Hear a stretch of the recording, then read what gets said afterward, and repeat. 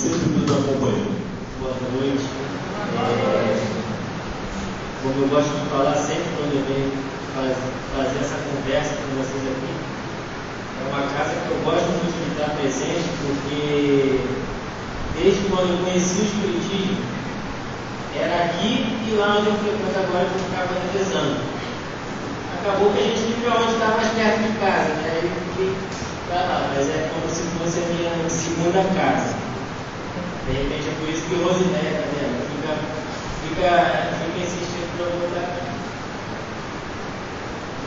E Kardec, a gente às vezes pensa, eu quando parei para montar esse estudo, já tinha um tempo que eu não usava data show, eu acho que a gente fica preso. Mas como são questões, eu falei, eu vou colocar as questões para ser bom para a pessoa ver na tela. Porque me lembrou de quando eu era pequeno. Eu detestava a aula de história.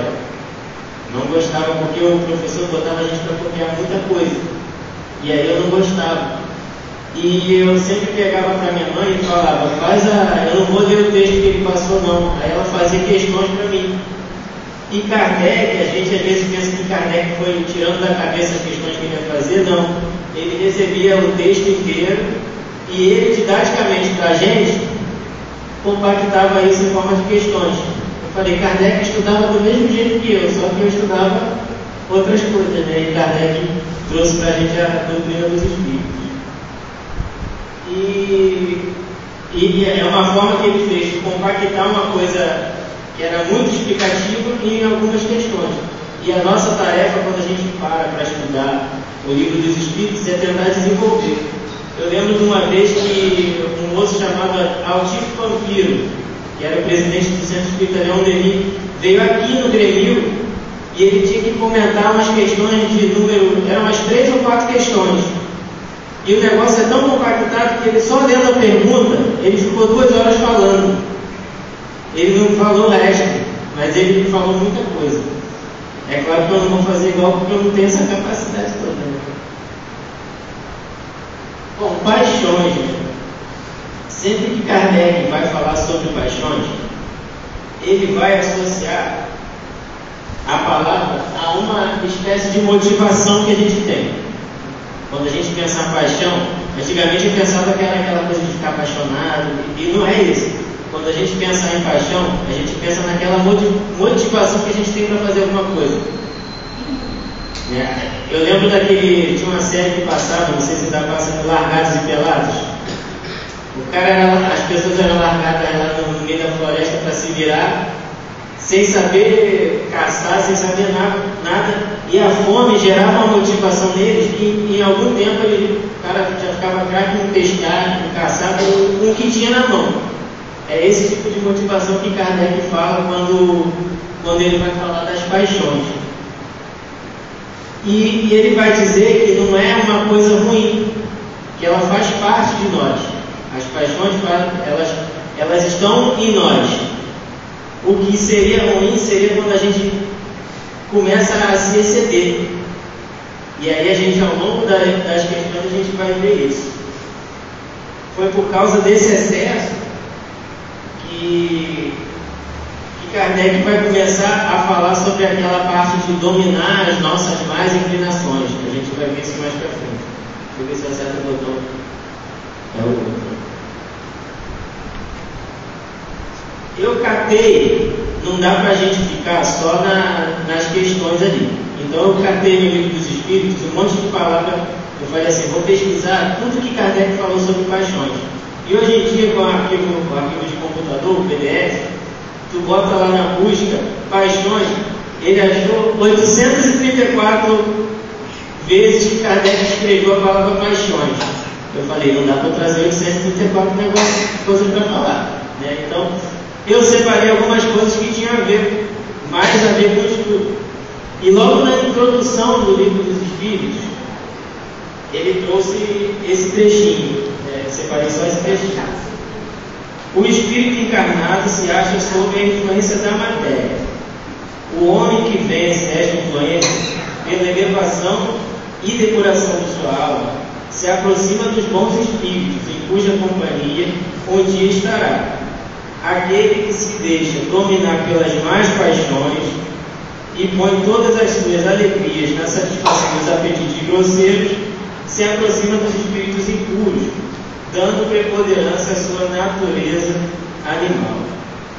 Então, a gente pode ver que as paixões, elas vão estar ligadas ao nosso estado evolutivo. Em que momento da nossa evolução a gente está? Quanto menos elevado, eu estou mais influenciado pela matéria. E conforme eu vou me depurando, vai acontecer isso que ele está falando, depuração da alma, né? Quanto mais eu vou me depurando, eu vou aprendendo a dominar essas paixões. Mais à frente, Kardec vai falar que as paixões, elas multiplicam as nossas forças. Por isso que ele diz que não é uma coisa ruim. Ele vai falar que elas multiplicam as nossas motivações. O problema é o excesso. E aí, lá na questão 231, Kardec vai perguntar sobre o sofrimento que aqueles espíritos que estão na erraticidade passam por causa dessas paixões. O cara na erraticidade é aquele que desencarnou e está lá no mundo espiritual aguardando uma outra oportunidade de voltar. Aí Kardec diz que ele está na erraticidade. Felizes ou desgraçados dos espíritos errantes, mais ou menos conforme seus méritos, sofrem por efeito das paixões, cuja essência conservaram, ou são felizes de conformidade com o grau de desmaterialização a que acham chegado. Na erraticidade, o espírito percebe o que lhe falta para ser mais feliz e desde então procura os meios de alcançá-lo. Nem sempre, porém, lhe é permitido reencarnar como fora de seu agrado, representando isso para ele uma punição. Em todo o nosso processo de evolução, a gente aprende na doutrina que nós somos criados simples e ignorantes. Quando a gente sai lá do momento da criação, nós somos simples e ignorantes. Sem nenhuma capacidade de escolher, nós somos simples e nós somos ignorantes, e sem nenhuma capacidade moral. Nós somos simples e ignorantes. Cada existência que a gente vai tendo, a gente é obrigado, quem está no mundo é obrigado a viver, né? Então, vai fazendo escolhas. Algumas escolhas a gente, isso aqui é bom, isso aqui não é bom não. E aí a gente vai adquirindo experiência. E essas experiências vão dando cada vez mais ferramentas para a gente. No mundo que a gente está, de provas e expiações, a gente já passou da parte de animadez, a gente já está com um tanto de experiência acumulada que a gente consegue, mais ou menos, de acordo com essas experiências, escolher entre o certo e o errado. Não quer dizer que a gente sabe tudo, quer dizer que a gente, dentro do que a gente sabe, a gente já é capaz de escolher. Quando a gente escolhe errado, o espírito sente uma infelicidade, ele não se sente feliz. E quando a gente age certo, de acordo com o que a gente acha que é certo, a gente se sente feliz, o espírito se sente feliz. Só que o grau da felicidade é de acordo com o que ele já consegue compreender dentro do estado evolutivo dele. E interessante que tanto para certo quanto para errado sempre vai existir um aprendizado. Parece estranho, né? O cara fez errado, vai aprender alguma coisa? Vai. Porque ele vai sofrer, em algum momento ele vai se arrepender e ele vai buscar se melhorar. Então, teve um aprendizado. E quando ele age certo, ele sente a felicidade, o sentimento de felicidade, ele vai querer desenvolver mais ainda as coisas que ele fez para agir certo. Acho que Kardec chamou de virtude. Então, tanto para certo quanto para errado, existe um aprendizado. Só que no errado a gente não evolui. No certo a gente vai subindo um degrauzinho. E numa outra questão, só um pedacinho da nota que Kardec anotou ali, na questão 605, eu botei um monte de texto nela. Eu não gosto de fazer assim com texto não, mas eu quis trazer bem mais direitinho. Encarnado no corpo do homem, o espírito lhe traz o princípio intelectual e moral que o torna superior aos animais. As duas naturezas nele existentes dão às suas paixões duas origens diferentes. Umas provêm dos instintos da natureza animal provindo as outras das impurezas do espírito, de cuja encarnação é ele a imagem, e que mais ou menos simpatiza com a grosseria dos apetites animais. Purificando-se, o espírito se liberta pouco a pouco da influência da matéria. Sob essa influência, aproxima-se do grupo, isento dela, eleva-se à sua verdadeira destinação. Então, encarnados, a gente tem a influência da matéria. E essa matéria ela vai estimular o espírito a fazer coisas. Vai estimular o tempo inteiro. A gente sente fome, a gente sente sede, a gente sente desejos sexuais. O corpo está o tempo todo estimulando a gente. Todos os nossos instintos de sobrevivência. O espírito não tem instinto de sobrevivência, é na matéria. A gente coloca a mão no fogo, a gente automaticamente o instinto faz a gente tirar. Então, toda essa influência que a gente sofre da matéria são essas paixões. Da necessidade de manter essa matéria viva, essa matéria funcionando, a gente começa a adquirir experiência. Mas também tem aquela experiência que o espírito já traz com ele, as vontades. Quer ver, por exemplo, pegando os nossos hormônios, né?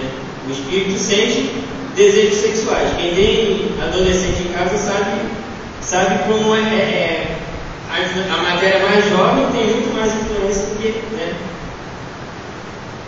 A gente pode se sentir atraído por uma pessoa, sentir os desejos sexuais, aquela atração, mas a gente já está num estado que a gente não age como os animais. Aquela imagem de antigamente que os desenhos passavam, que o homem das cavernas vinha com um tacapo, dava na mulher e levava a mulher pelo cabelo. Ele está representando justamente esse impulso sem nenhum discernimento, está levando o que ele quer.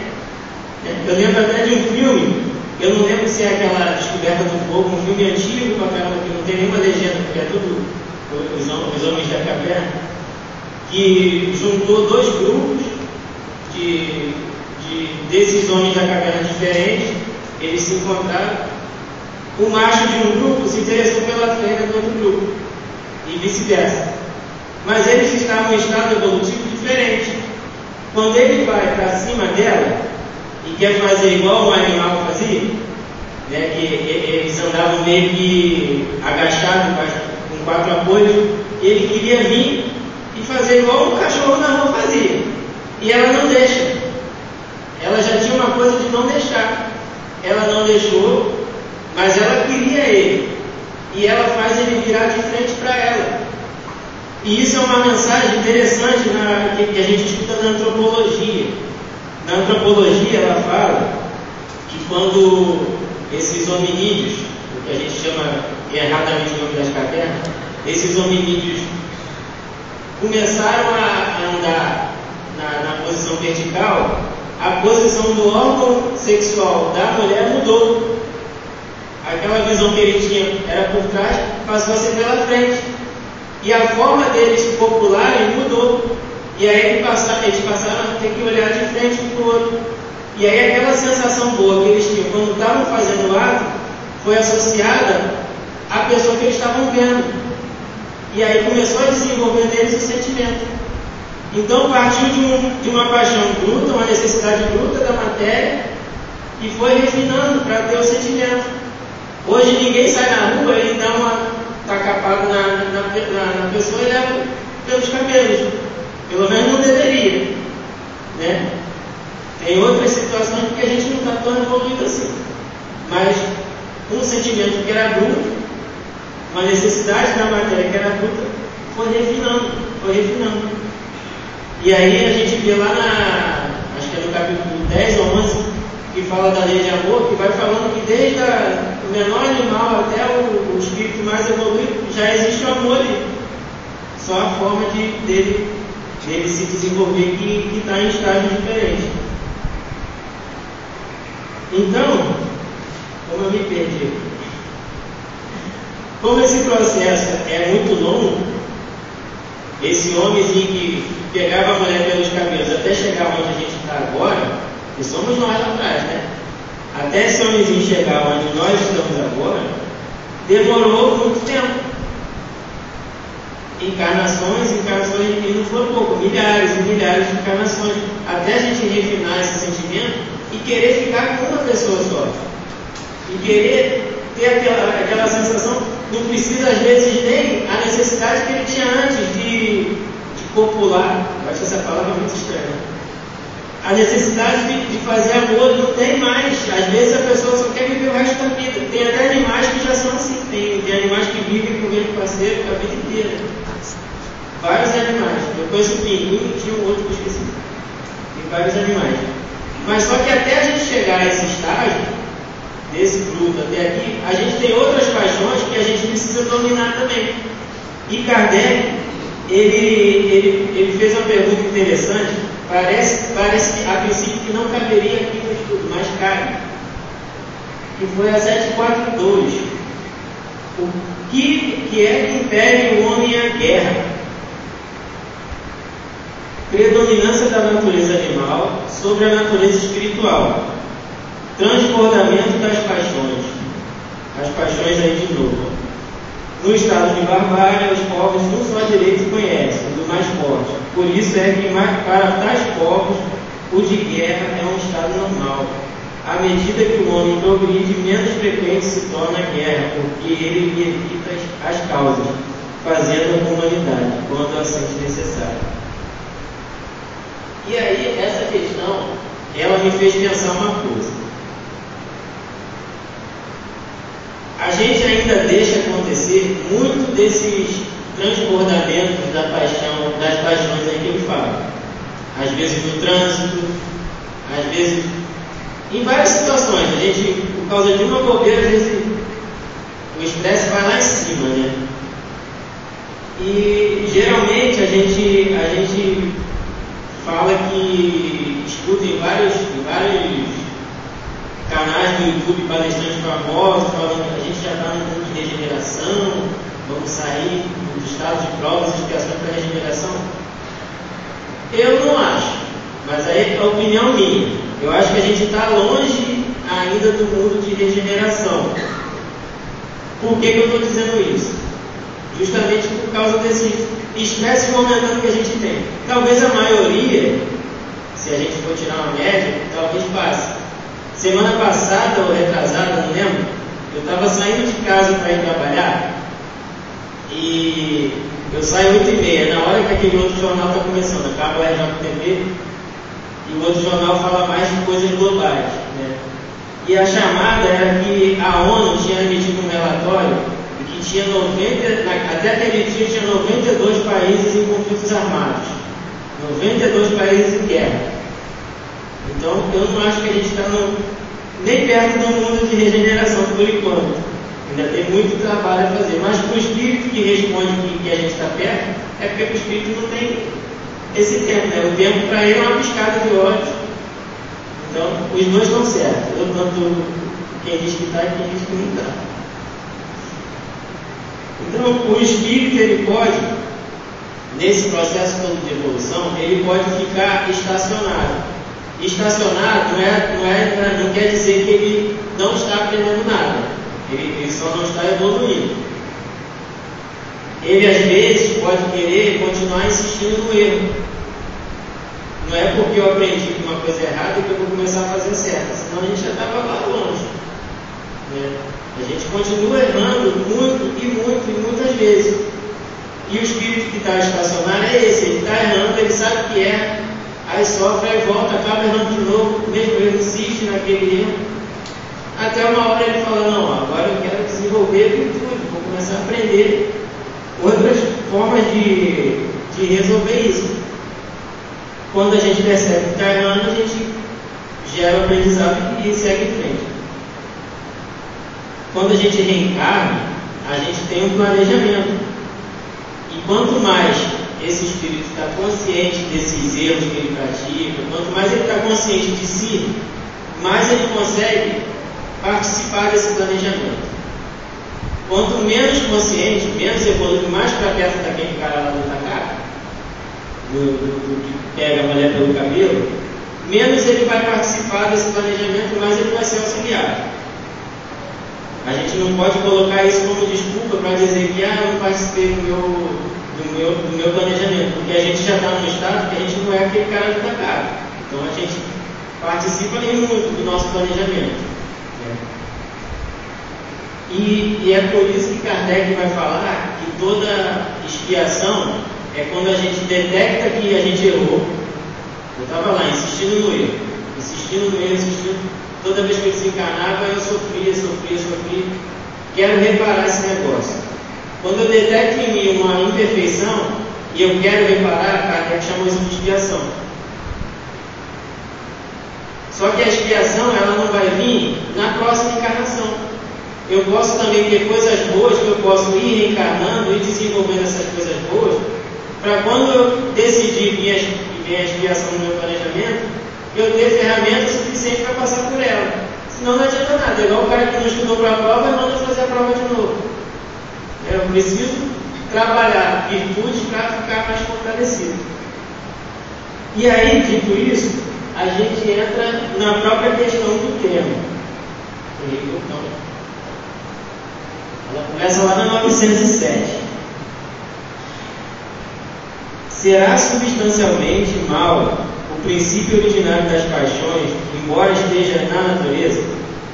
Quando Kardec fala que está na natureza, é porque ele está falando que foi Deus que trouxe esse princípio. Não, a paixão está no excesso de que se acresceu a vontade.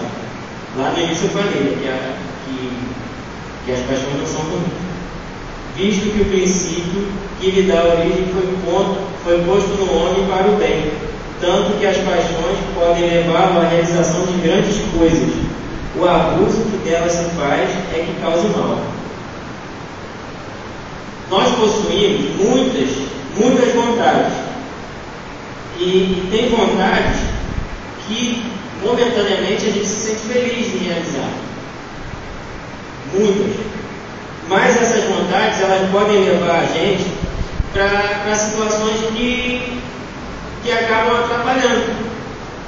Eu conheci uma pessoa bem próxima, que já não está mais com a gente, que na infância dela, esse rapaz, ele passou muita necessidade, a ponto de passar fome, de ter dia que não tinha o que comer. Isso gerou nele uma motivação para ele querer conquistar as coisas. Beleza. Estudou com toda dificuldade, fez faculdade, conseguiu se formar em arquitetura. Conheceu uma pessoa, casou com essa pessoa, saiu do país dele, era do Uruguai, virou cidadão brasileiro, casou. Essa motivação toda, essa paixão toda que eles tinham, de começar a juntar dinheiro, morava num espacinho que era metade desse palco aqui, metade exagero, né? Morava numa kitnet, era só o banheiro e a sala. Passaram anos morando assim, só juntando dinheiro, conseguiram comprar um apartamento quase do lado do Rio Sul, em Botafogo, lá no topo. Essa paixão que motivou eles, né? Essa vontade de querer conseguir as coisas. Isso não é errado em nós.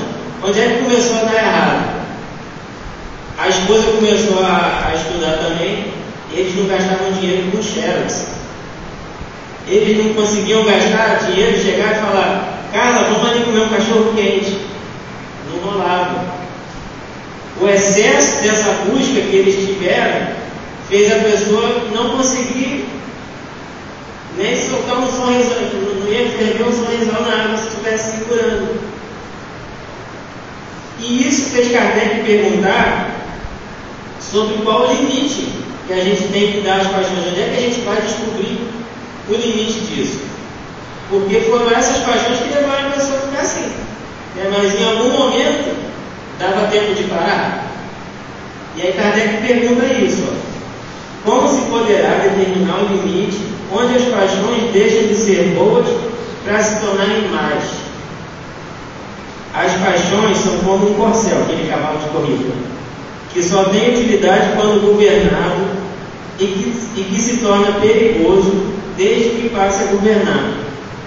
Uma paixão se torna perigosa a partir do momento em que deixais de poder governá-lo e que dá em resultado um prejuízo qualquer para vós mesmo ou para outra. Começou a prejudicar, já chegou no limite. Começou a prejudicar outra pessoa, já chegou no limite. Prejudicar você mesmo, já passou do limite.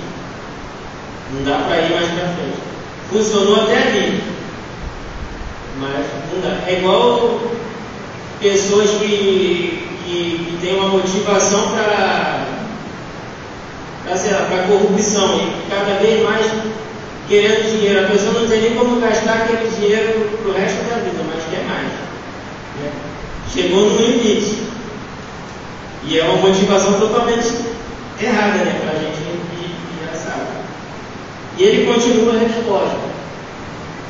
As paixões são alavancas que decuplicam as forças do homem, multiplicam por 10, decuplicam, e o auxiliam na execução dos desígnios da providência.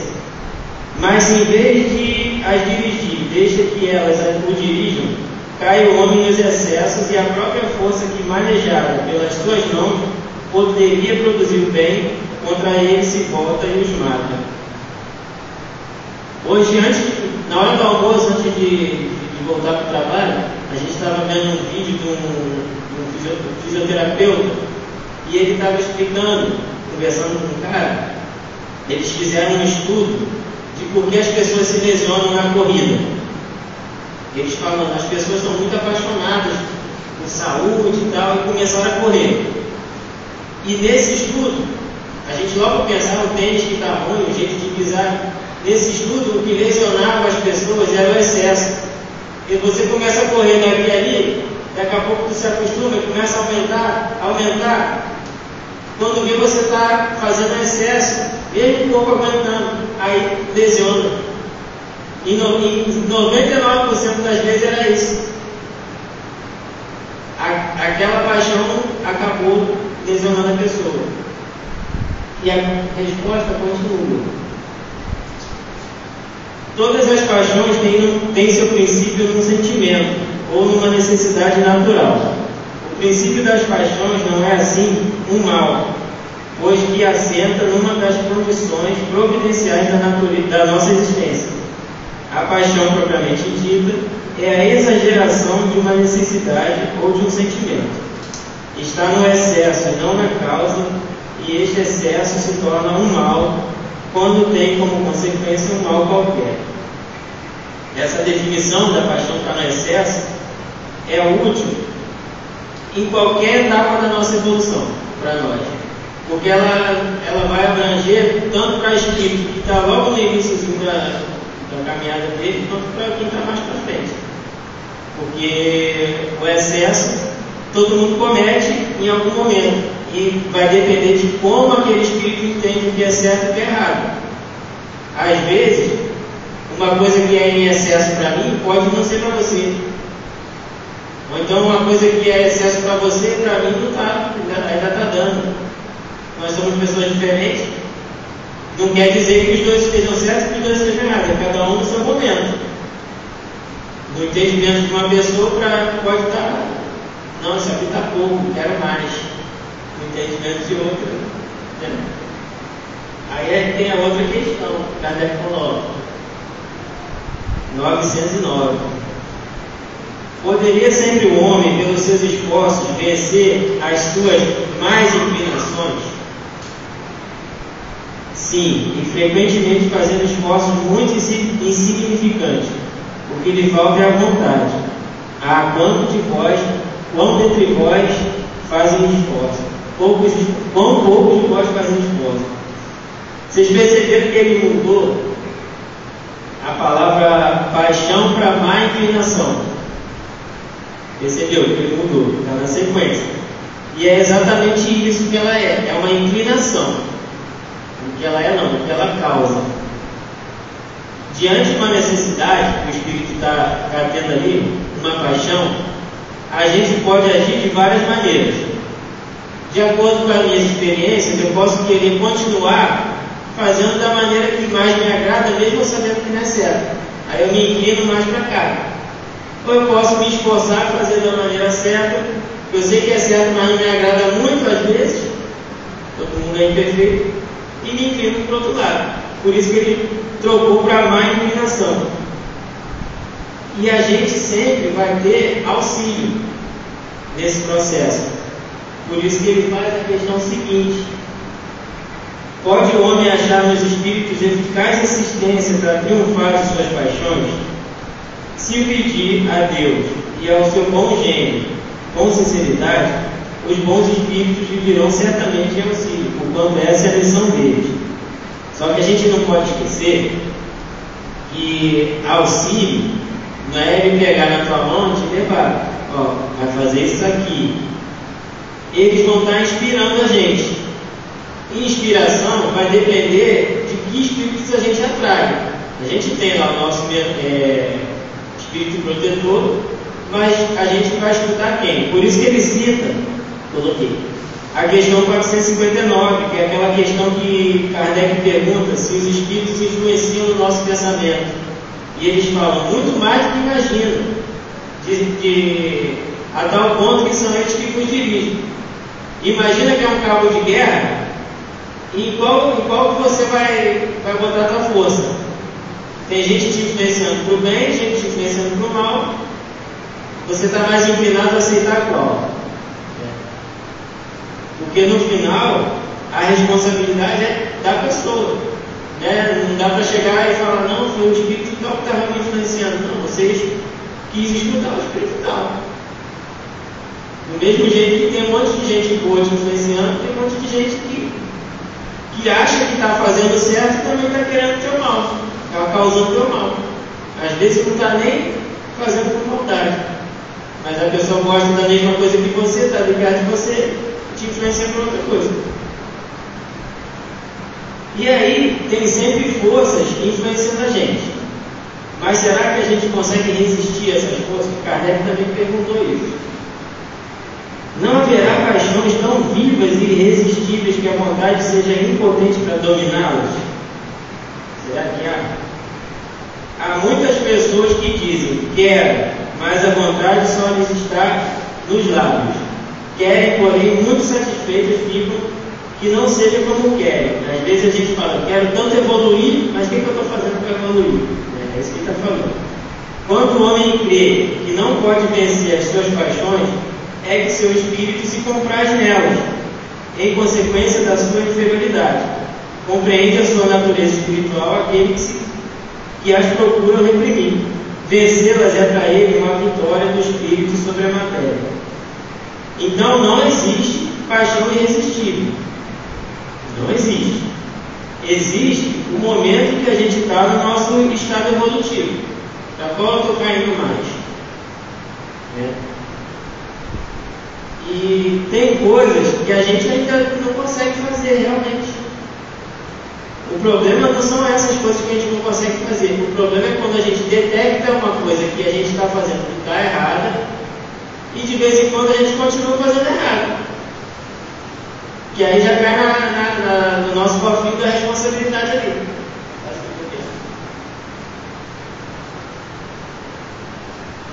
Tem coisas que a gente comete, erro que a gente comete? Tem.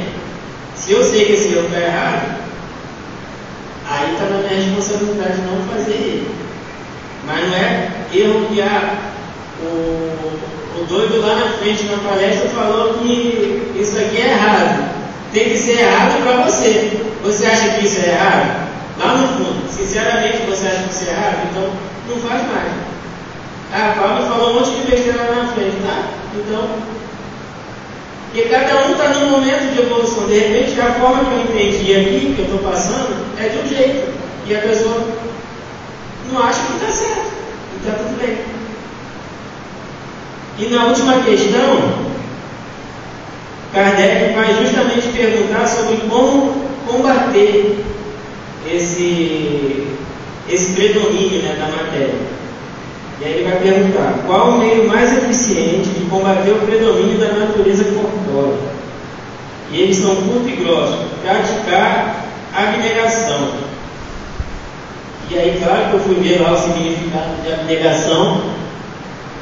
E a abnegação é o ato de renunciar aos próprios interesses, desejos e necessidades em favor de algo maior, seja uma causa, uma pessoa ou um princípio. Envolve uma postura altruísta, é o contrário de egoísta, onde se coloca o bem-estar dos outros ou um propósito superior acima dos próprios anseios.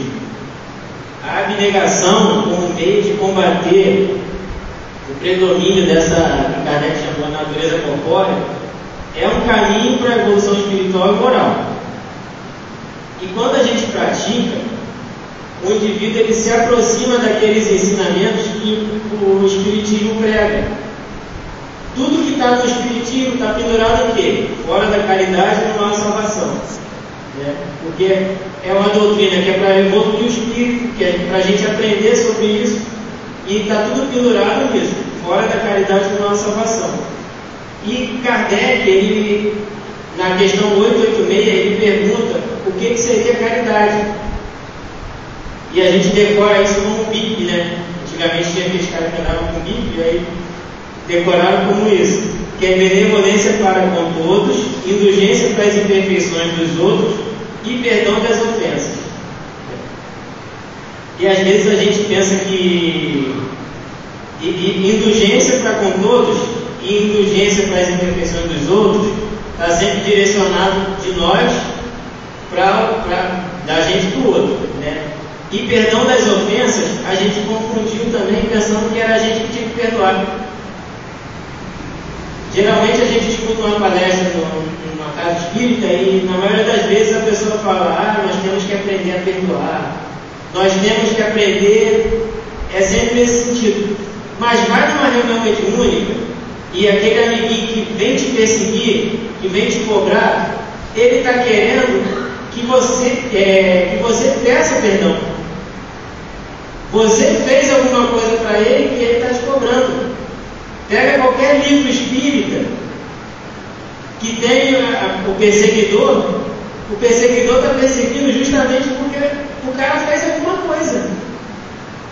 Geralmente a gente se coloca na posição de quem quer perdoar, de quem precisa perdoar, mas a gente está na condição de pedir perdão. A gente está... Talvez sirva, se a gente aprender que a gente precisa perdoar, sirva quando a gente estiver do lado de lá, indo atrás de alguém, né? Aí talvez sirva. E aí, já partindo para o encerramento aqui, para muita gente vai parecer que dominar as paixões é uma coisa muito difícil.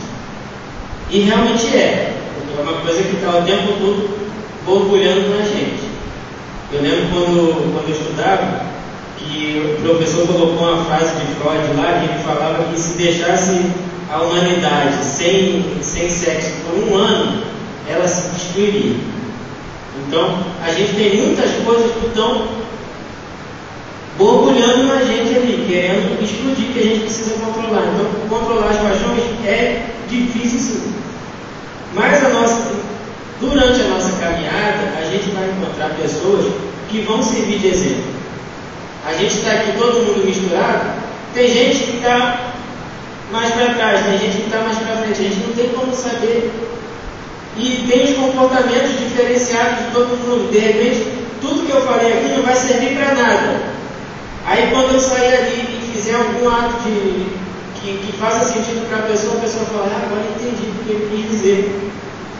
Ontem eu estava assistindo um vídeo que a mulher fechou o cara na moto, a mulher toda errada, jogou o carro para cima do cara da moto, parou, começou a xingar o cara de tudo quanto é nome. O cara: vai com Deus, senhora, pode ir, vai com Deus. Ele tinha tudo para rebater, e ele falou: vai com Deus, vai com Deus. Ele deu um exemplo que, se eu botasse esse vídeo aqui e fosse embora, acabou a palestra, estava feito. Era só explicar o que era paixão e botar o vídeo do cara. Então, tem pessoas que servem de exemplo para a gente.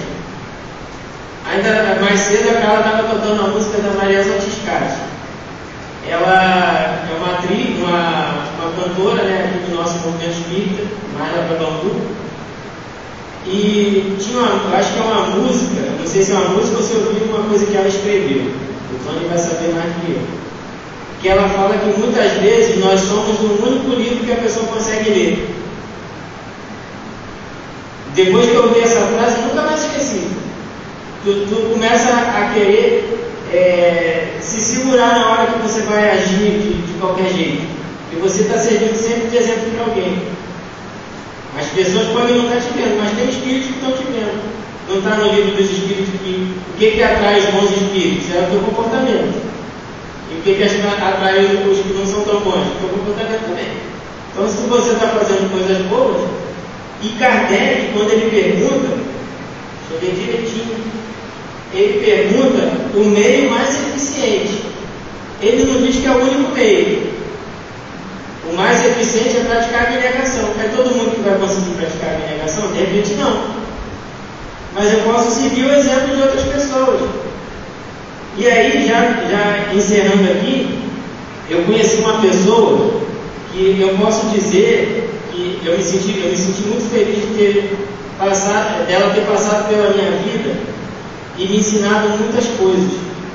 Que agora ela já está desencarnada. Ela foi a presidente do centro que eu frequentava, do Discípulos de Jesus, e eu sempre via ela já velhinha, não era tão velhinha não, deve estar bolada comigo falando isso, mas ela já, o corpo dela já no final da vida já não estava aguentando, ela ia fazer as coisas, não existia Uber não nessa época, tinha que ir para o centro, ela ia, tinha que fazer alguma coisa, ela ia, não tinha essa coisa de... E acabava que eu ia junto, porque eu ficava meio amarrado, eu cheio de energia, eu ia junto. E ela falava uma coisa que isso me marcou bastante. Ela falava, tudo que merece ser feito, merece ser bem feito. Porque a gente está sempre servindo de exemplo para alguém. Era a Heloísa Helena, lá de Campo Grande. Então, eu agradeço a vocês por terem me emprestado a orelha de vocês para ouvir um monte de coisa que eu falei aqui, que a gente possa dar o melhor do que em todas as coisas que a gente vai fazer. A gente não sabe em qual estado que a gente está. Eu sou um cara muito ruim ainda, eu faço um monte de coisa errada, mas tem uma coisa certa que eu posso estar fazendo que vai servir de exemplo para alguém. Então, a gente tem que ter sempre isso em mente. Tudo que merece ser feito, merece ser bem feito. Muito obrigado.